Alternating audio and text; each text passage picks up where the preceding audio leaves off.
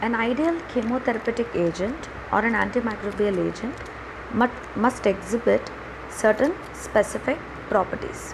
So let us discuss some of these properties. The first property is selective toxicity.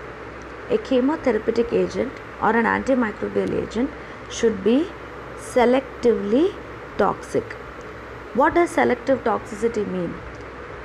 As we all know that a chemotherapeutic agent or an antimicrobial agent is administered to a patient to cure a disease or an infection. That means it has to eliminate the microbial pathogen. So it should be toxic only to the pathogen, but it should not be toxic to the host. That means our antimicrobial agent should have selective toxicity, toxic to the pathogen and non-toxic to the host. So this property is known as selective toxicity, and this selective toxicity can be expressed by two terms. One is therapeutic dose and the other one is toxic dose. So what is therapeutic dose? Therapeutic dose is the dose or concentration of the drug that is required for the treatment of the infection. That means to cure the disease, the bare minimum concentration of the drug that is required is known as the therapeutic dose. Whereas toxic dose is the dose or concentration of the drug that becomes too toxic for the host. That means it ends up harming the host. So the concentration at which it becomes toxic to the host is known as toxic dose. Then there is another term known as therapeutic index. Therapeutic index is nothing but toxic dose by therapeutic dose.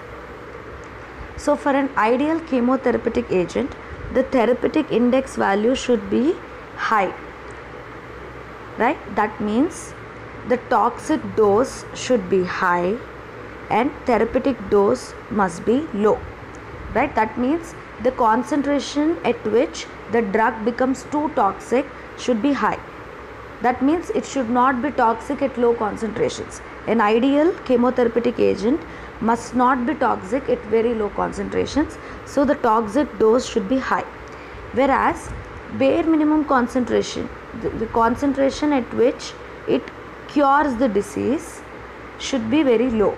That means therapeutic dose should be low. That means at very low concentrations, the agent is able to cure the disease. An ideal chemotherapeutic agent should be able to cure the disease at very low concentrations. So the therapeutic dose must be less, toxic dose must be high.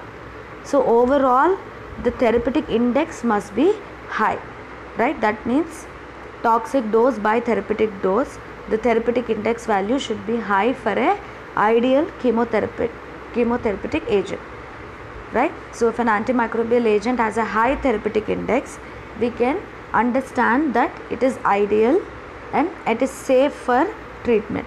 Whereas if it has low therapeutic index, right, the therapeutic index value is very low, that means it is toxic. It is toxic at very low concentrations and it can actually damage the host cells, right, and it can have lot of side effects. So if a antimicrobial agent is having low therapeutic index, it is better not to use it for treatment, as it can be harmful to the host. So this is selective toxicity. This is selective toxicity, and a chemotherapeutic agent must exhibit selective toxicity and it should have a high therapeutic index in order to be safely used as an antimicrobial drug.